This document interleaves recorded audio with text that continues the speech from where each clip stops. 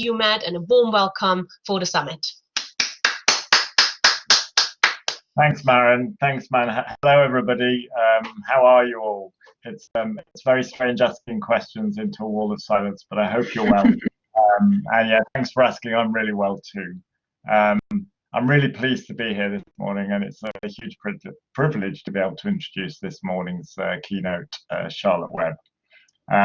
As Maren said, I'm one of 3 co-chairs of the ALT 2020 conference, and I must do a quick shout out to my co-chairs who can't be here today, unfortunately. So a quick wave hello to Fazana Latif and Roger Emery, because I'm sure they'll be watching the recording at some point. The conference would have been taking place, as you know, in a couple of weeks' time here in London. But we're all 3 really looking forward to, at some point in the future, being able to welcome you for another on-site, face-to-face conference. And I hope to see as many of you there as possible. Obviously, the conference, the trustees made the inevitable decision to postpone the conference back in April. But the summit has happened, and I'm hugely grateful for ALT for doing this and giving us an opportunity to both recognise and celebrate the remarkable achievements and the hard work that's taken place over the last few months amongst our community. I think it's really important to recognise that, but also the summit is providing a space for us to consider and discuss some of the big issues that are facing us, and this keynote certainly falls into that category. The main task of conference chairs is to come up with themes and keynote speakers for the conference. So back in December, in our early discussions, myself, Roger and Fazana kept coming back to a couple of topics in particular, inclusivity and ethics. And following on from that, one of the keynote speakers we signed up for the main conference was Charlotte. So we were really pleased when she was able to rearrange and she was free to come and talk today at the Summer Summit. Charlotte and I are actually colleagues. We both work at the University of the Arts London. If you don't know the university, it's quite big. It's got several colleges and institutes. And although I was aware of Charlotte's work, we hadn't actually met until recently. Charlotte is co-founder of Feminist Internet, a social enterprise that focuses on making the internet an equal space for women and other marginalized groups. At our university, at the Creative Computing Institute, Charlotte has led the creation of a really important and interesting new master's degree, MA Internet Equality. She's also created a FutureLearn course, creating a feminist, or design a feminist chatbot, I think it's called. So a great background, and it's a real privilege to be able to introduce her, as you said. From what I know of her work and the chats we've had recently, and actually my sneaky preview of her slides, I know it's going to be a thought-provoking keynote. So please get your emoji, your welcome emojis at the ready. Before I hand over to Charlotte, just a reminder that there's going to be lots of opportunities for questions. So please do post them in the chat. We'll be pausing partway through actually, and there'll also be Q&A at the end. So please fill the chat with a warm virtual welcome to Charlotte Webb.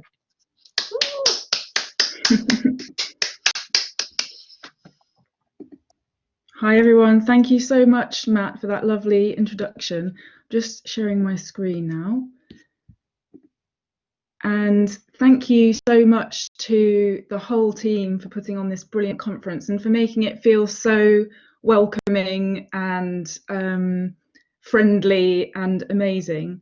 And I particularly want to say thank you to you, Matt, because when Matt and I spoke, let me just go back to everyone. When Matt and I spoke a few weeks ago, he really made it clear just quite how much work the whole digital learning community has been doing over this period of crisis, and how much of a toll it's taken on people sort of physically, emotionally, technically. And so I just want to really, really salute everybody for all of that work, and hope that you can have a little bit of rest before next term, which is also going to be challenging. Maren and everyone, I can't actually at the moment see the conference chat or anything whilst I'm sharing my screen, which didn't happen in the test. Okay. Is there a way that we can resolve that? I'm gonna call this a Martin Hawksey runs down the stairs to the stage moment in order to help fix it. So Martin, over to you. I'm not entirely sure how you would have been able to do that, but we're more than happy to keep an eye on the chat for you, Charlotte, and just Okay, feed so shall I anything just, in. I'll just go for it then. Okay. Yeah. And let me keep an eye on the time as well. We'll make sure to give you any audio cues. So Matt and Amazing. Martin and I are here, so don't worry, just focus on your things. Fabulous. Okay, thank you. So as you know, I'm Charlotte, and I'm the co-founder of Feminist Internet, which is a collective of artists and designers.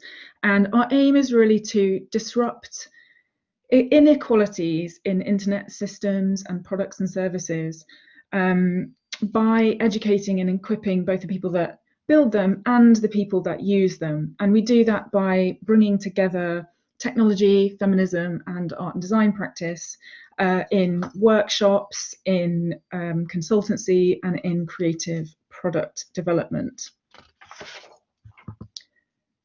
We started out in 2017 at University of the Arts London as an educational experiment. So we designed a 10-day curriculum for students all across the university, and they had a two-part mission, which was to collectively write a feminist internet manifesto and prototype creative responses to issues of inequality that they identified in a sort of rapid research phase.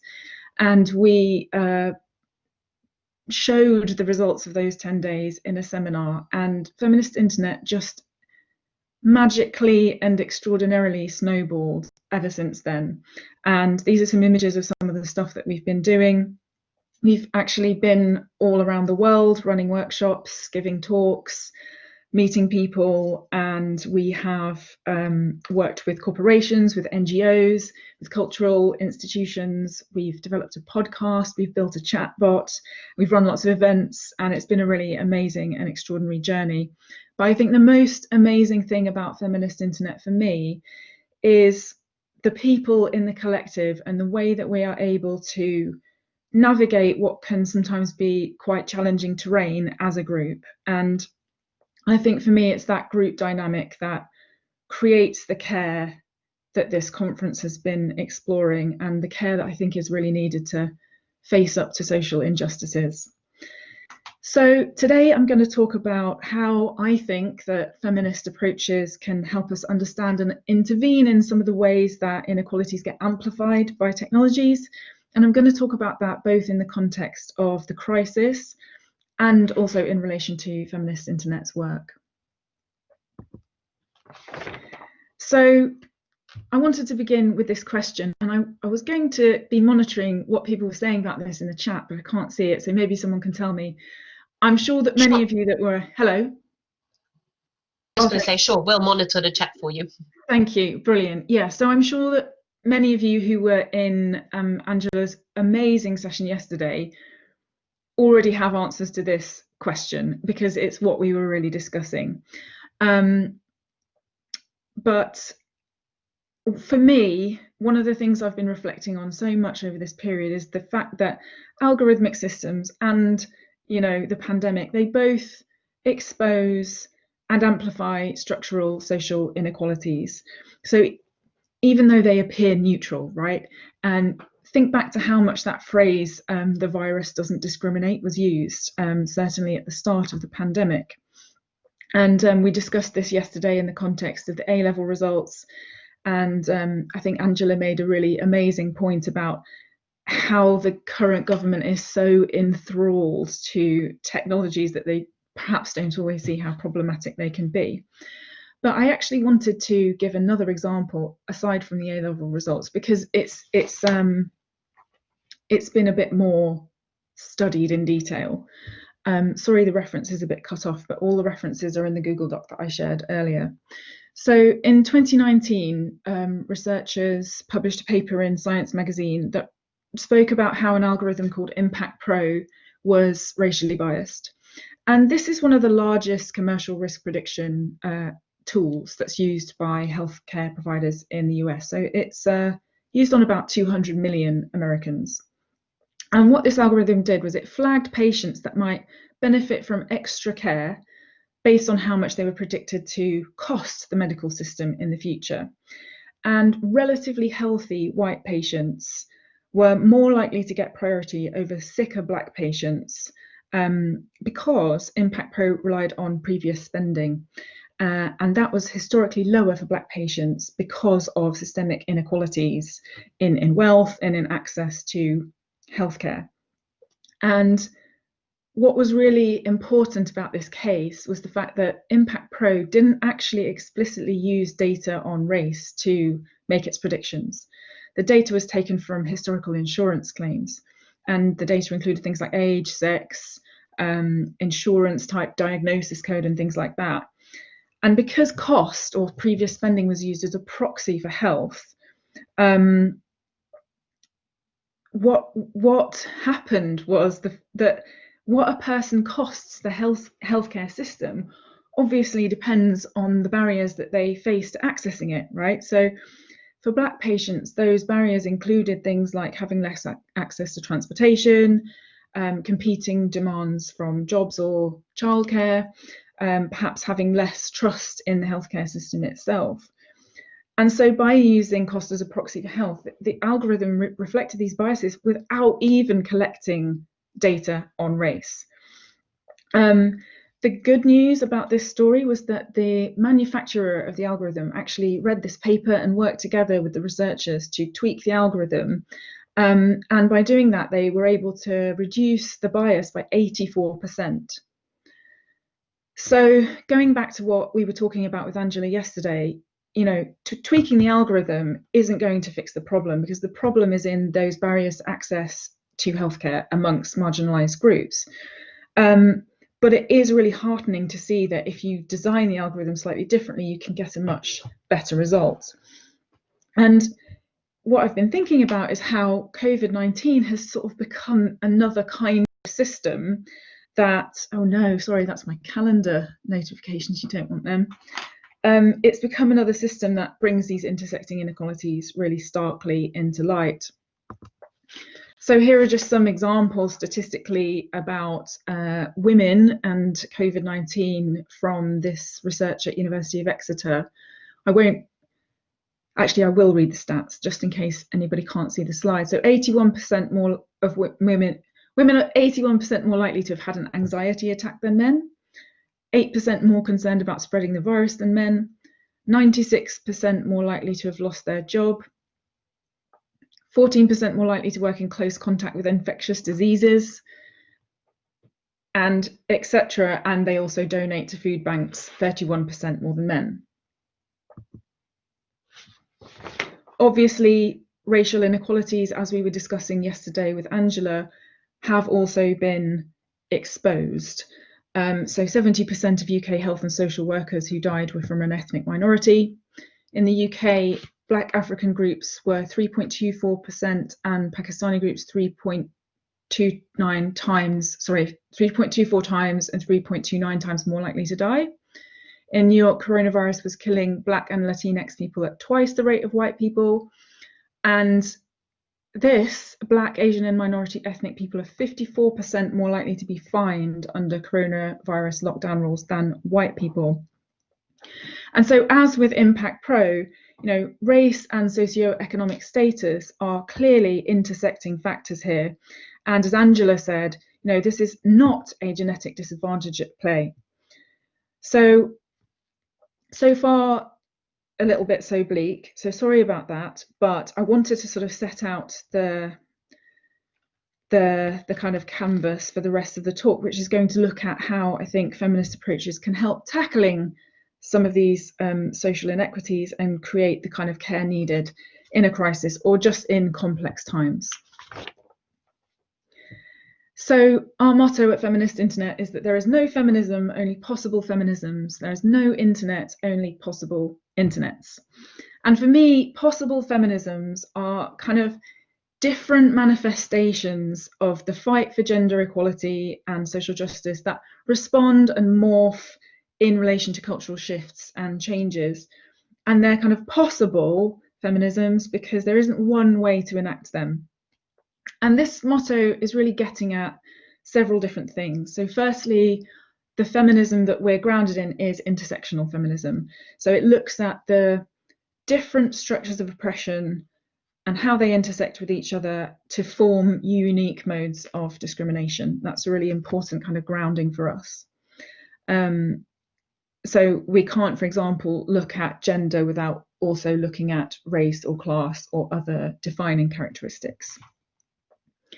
It's also pointing to the fact that although there are obviously common concerns that unify the feminist cause, things like pay equality or reproductive rights, you know, differences in sort of local axes of power, in cultural contexts, in political regimes, obviously lead to differences in the focus and implication of these feminist causes. So basically what feminism means and what the cause looks like depends on who you are and where you are and what are the struggles that you face. It also points to the fact that not all women who fight for equality day to day would label their actions as feminist. And I'm going to come back to that point at the end of the talk. But I actually have a question at this point for everybody, and I might stop sharing my screen just so that I can see the responses. I wanted to know how many people feel that they identify with feminism in any way. Is it something that, do you see yourself as a feminist? Do you see yourself as an ally or not at all? Or any problems with why you might? Yes. Oh yes. Oh yes.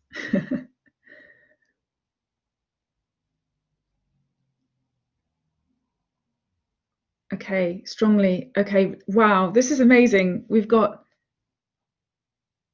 like 100 feminists. This is extremely cool.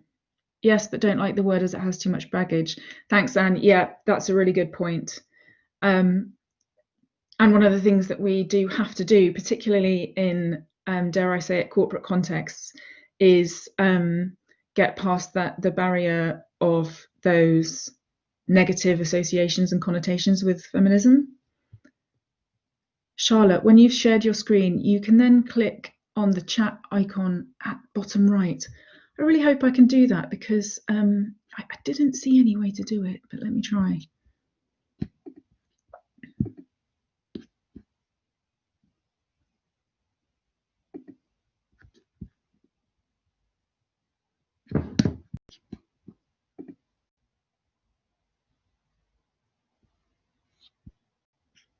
I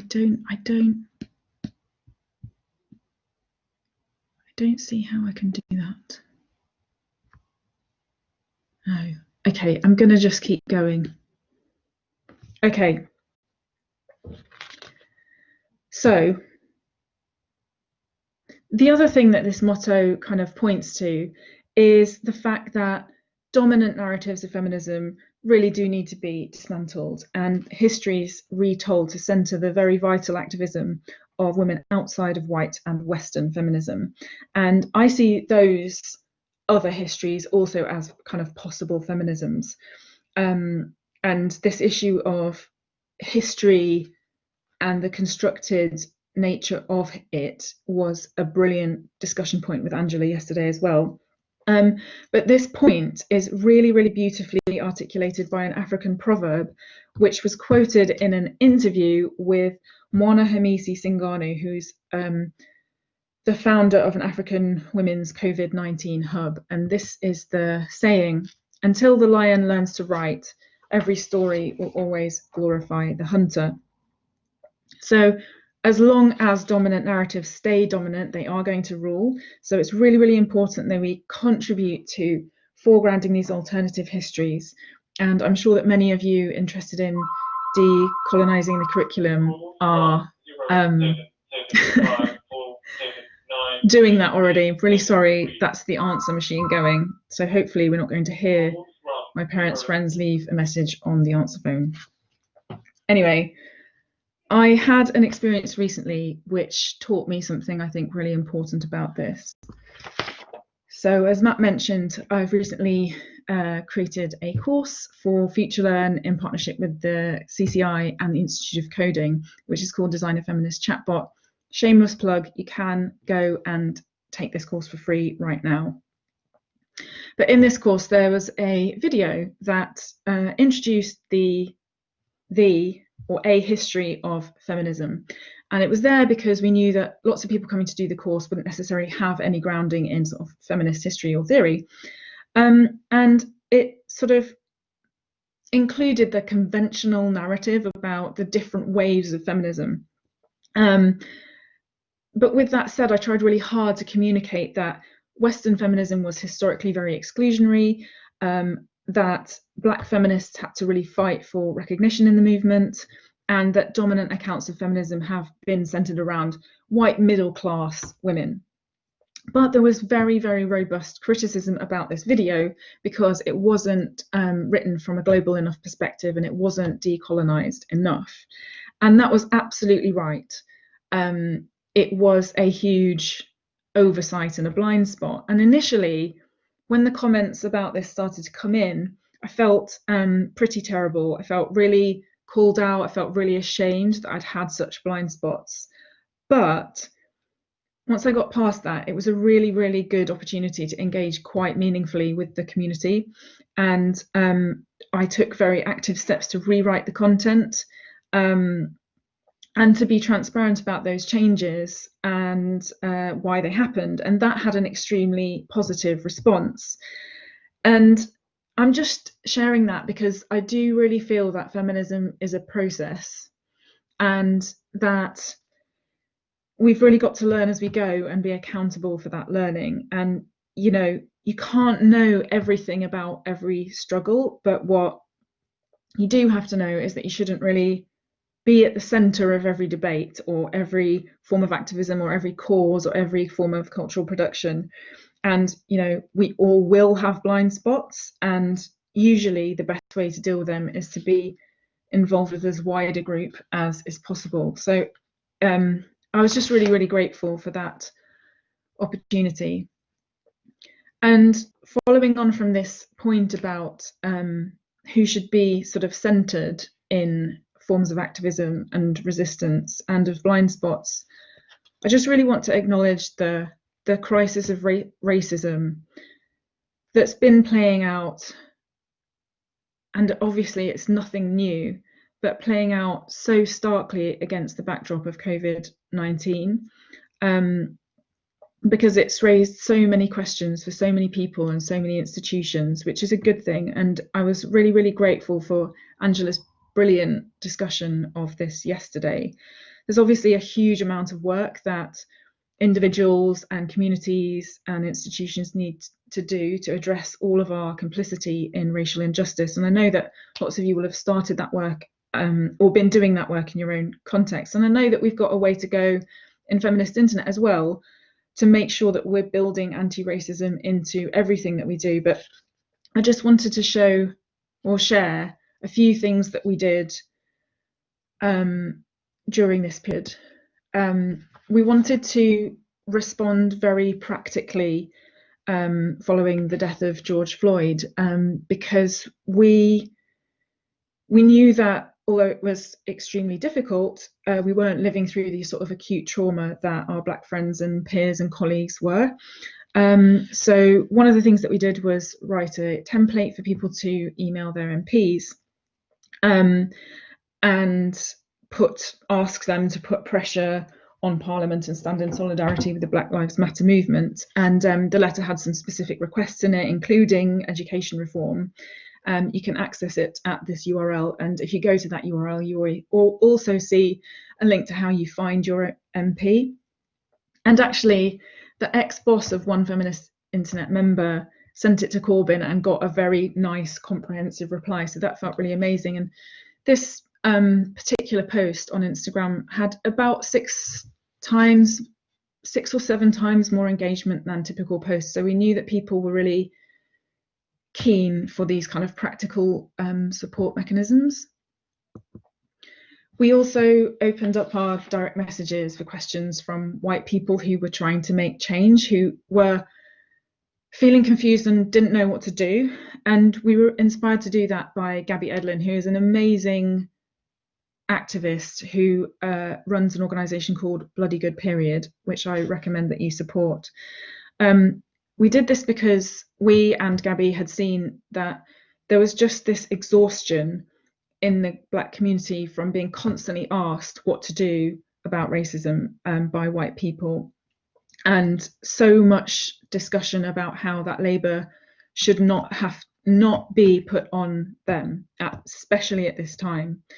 So we opened our DMs and we got lots of questions from people, and we created amongst ourselves a Google Doc, which we used to collectively write replies to all of these questions. They were things like, what do I do about a family member that just doesn't care about this and just thinks it's pointless? Or, you know, how do I approach Black friends about how to help? Or, you know, what can I do without being tokenistic? And so this was a real process of us trying to come up with responses together, provide resources, and help people through the situation. And then finally, we organised a discussion group about strategies for social media, particularly as there was so many questions raised around Blackout Tuesday and how the use of the Black Lives Matter hashtag on that day was actually extremely problematic for the activist work that was happening around it. And again, we shared a Google Doc and collectively built some strategies and talked about things like sharing triggering content, or avoiding reinforcing stereotypes and things like that. And so, you know, we know that this is not going to make a significant dent into the movement, but we just wanted to do the practical things that we could, and we're sort of continuing to think about more things that we can do and more ways that we can embed anti-racism into our organisation. So I wanted to pause at this point just to see if anyone had any questions or anything.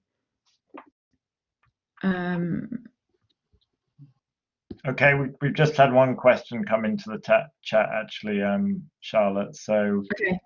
You probably still can't read them. So let me read it out.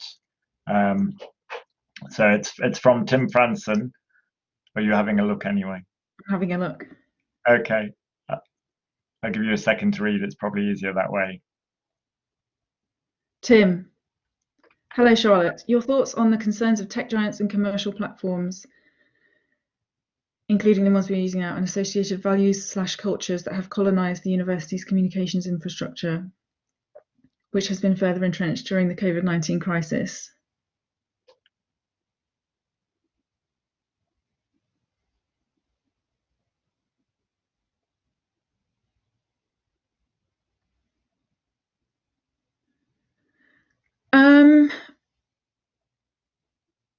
It seems like that's a kind of 2-part question. I don't know. Tim, would you mind asking your question? Because I'm not sure about whether it's a 2-part question about tech giants and commercial platforms.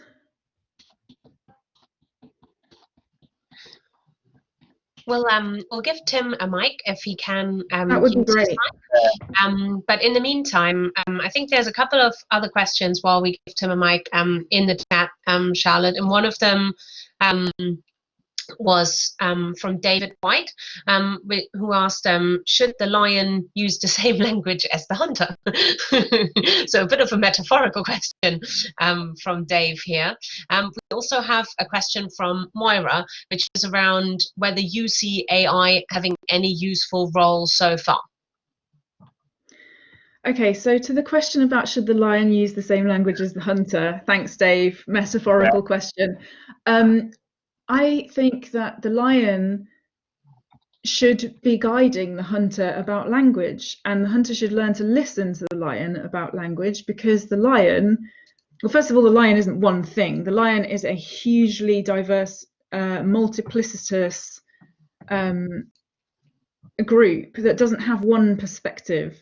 Like yesterday we were talking about the language of BAME, for example, and you know, within communities there are different perspectives on that term and how it functions. So I think it's a question of the collective voice being recognized as something that is not homogenous, and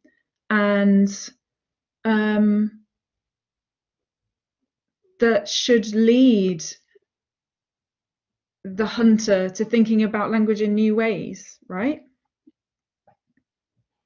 Okay, thanks, Charlotte. I'm slightly wary of time, so I think we'll come back to questions again Okay. at the end of the talk. So yes, time's running away. Okay, so let's keep going.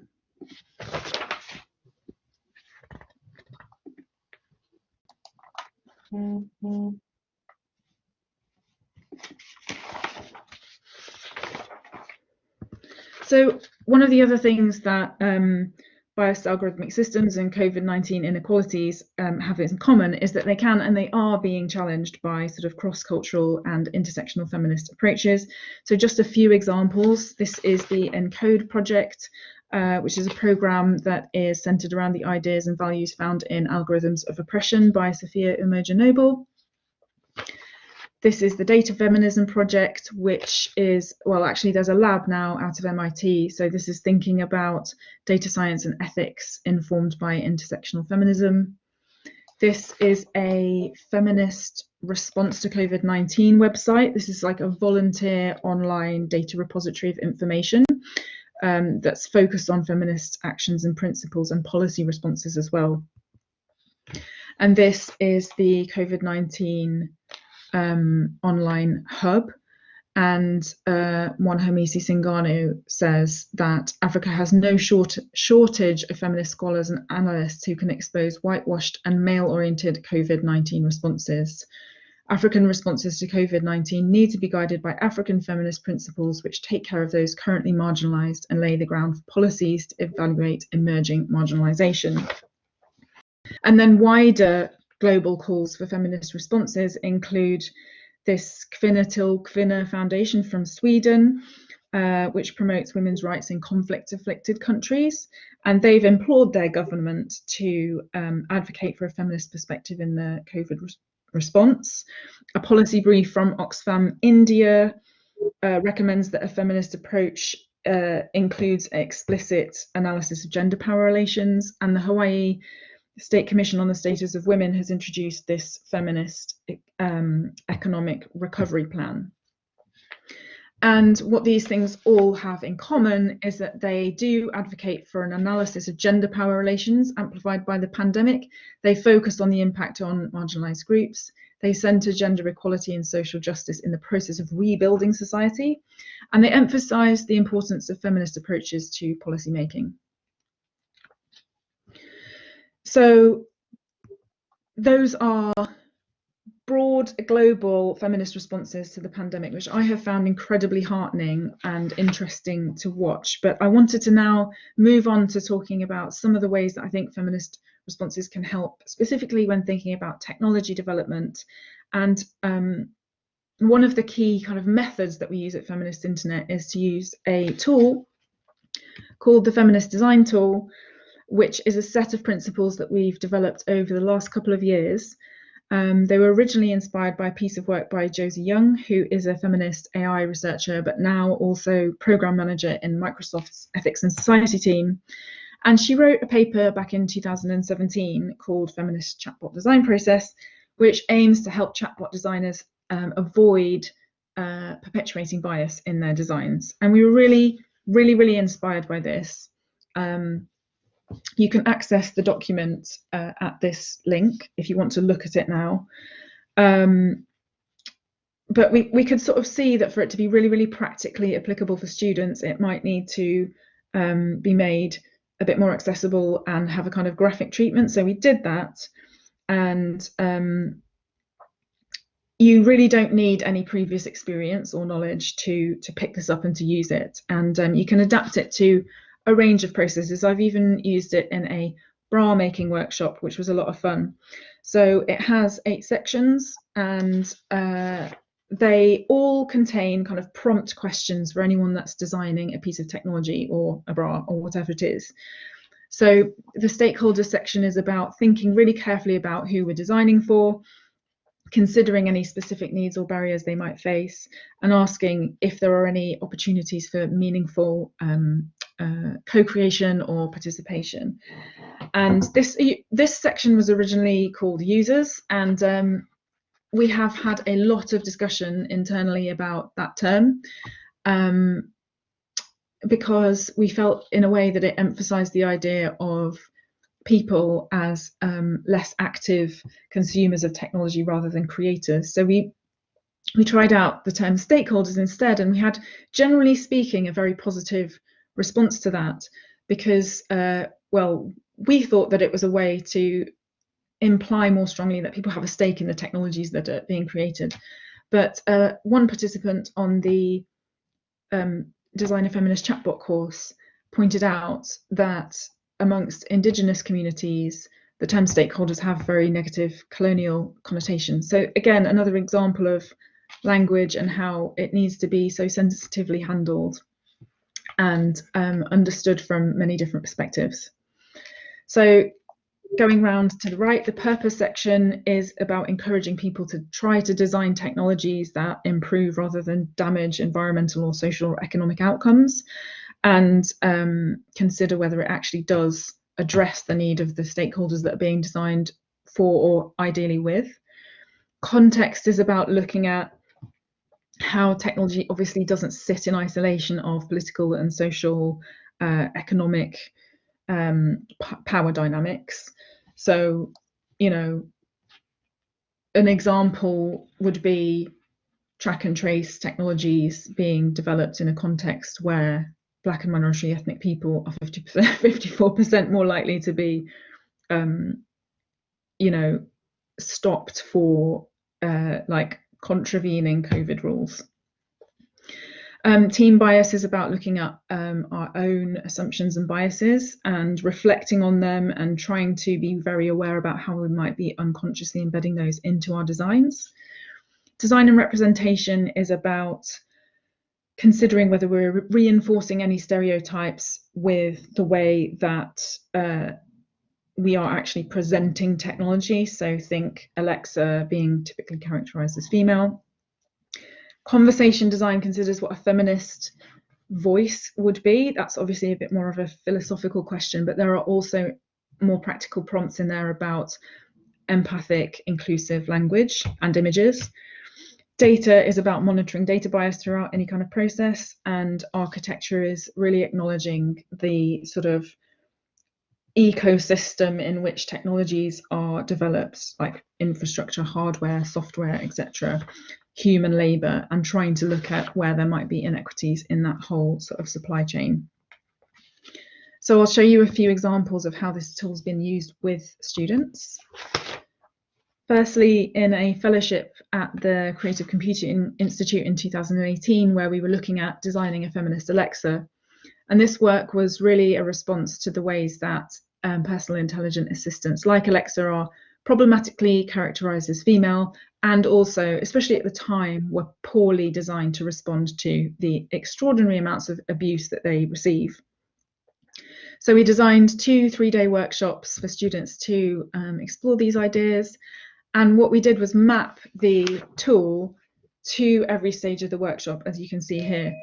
So the reason why we wanted to map it to the workshop was because we really wanted a way that students could kind of be supported in evidencing feminist decision making throughout the process, which can be really, really difficult. And we really encouraged them to, when they were presenting their final ideas and prototypes, talk about the ways that the tool had informed their decision making. So we ended up with 8 imagined voice assistants, and you can watch the video about this on the link here, and the report of the fellowship is, I think, in the previous link. And this is just an example of a specific design decision that responded to a particular part of the tool. So the conversation design section asks people, if the device receives abuse, how will it respond? And in this case, in their conversation design, the user had sworn.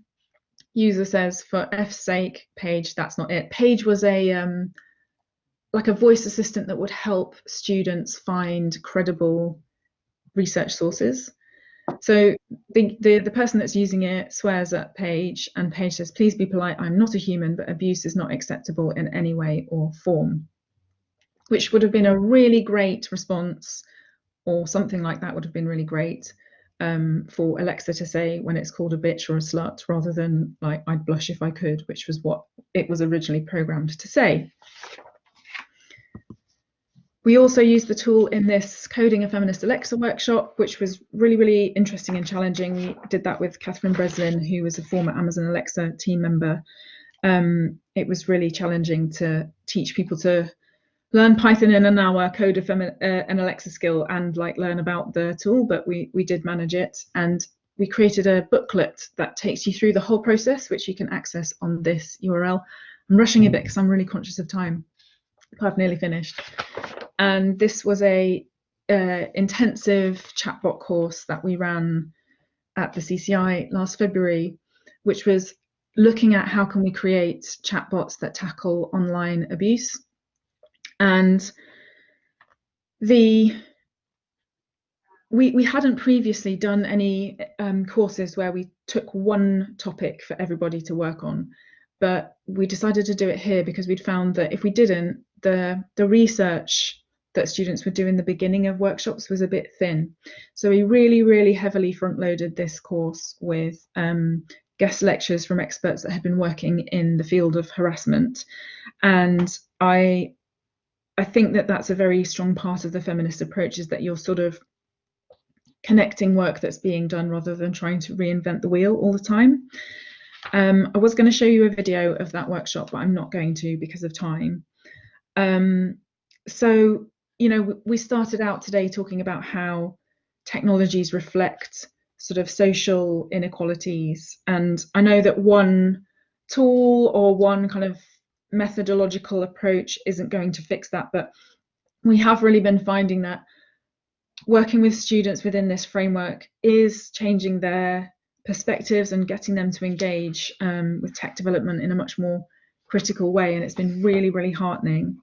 And just to finish, I wanted to just reflect on how I think some of the most extraordinary acts of compassion and justice and care are, of course, not understood by those who carry them out as feminist. And I really love this quote from Maimouna Jeng. She says, "It's fundamental we don't overlook women who do not have feminists on their bios, but are resisting and defying in their homes, schools and workplaces. That we do not forget the women who fight for equality without the theories and contextualization or the conferences, workshops and convenings."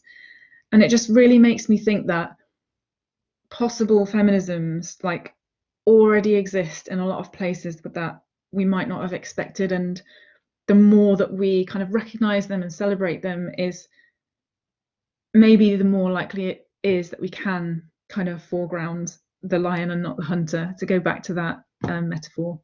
So thank you so much for your attention, and I'm going to stop sharing my screen now.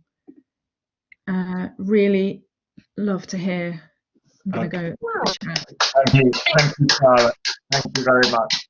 There's loads of questions, Charlotte, but first I just wanted to say thank you for an excellent keynote. I'll move to questions, but I also wanted to let you know that a 14-year-old and a 16-year-old who've been sitting in the background in 2 rooms of attendees have really enjoyed the talk too, and ears have pricked up and wanted to listen. So that was really nice. Amazing. Thank you so much. I'm just going to go back to Tim's question, because obviously I cut him short earlier on. I don't know if you wanted the mic, Tim. I think you've been given it if you want to go ahead. Matt, I've started giving everybody who wants to ask a question a mic, so it's up Okay. to our participants if they want to use the mic or would prefer to post a question in the chat. Okay, so we'll start off with Tim, if you're there, Tim, and if not, I'll move over to Richard. Hello there. Can you hear me okay? Yes, we Hi. can. Hi, Tim. Yeah. Hi, Charlotte. Yeah, just thanks for the talk. Really good. What was I sort of thinking? And good you're highlighting the fact that communication technologies are never neutral.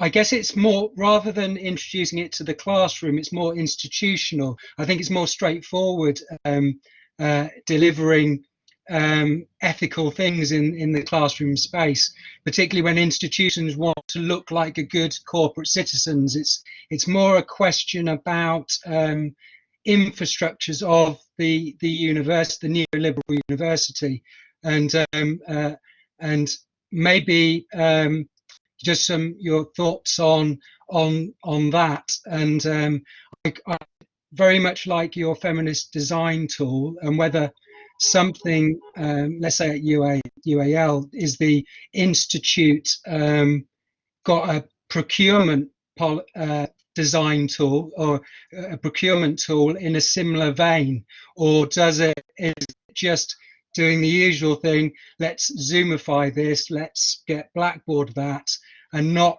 looking at open source alternatives in terms of their communication infrastructure? Well, I really appreciate that question, because that's given me an idea for like 10 corporate client jobs which we could help with. No, but it's a really good point about, you see, I do think that you can apply the tool or an adapted version of it to those types of processes as well. You know, you could be thinking about, well, is a recruitment process being thought about in the, you know, through this kind of a lens? And as you say, is the choice of the technologies being thought about in terms of this type of lens?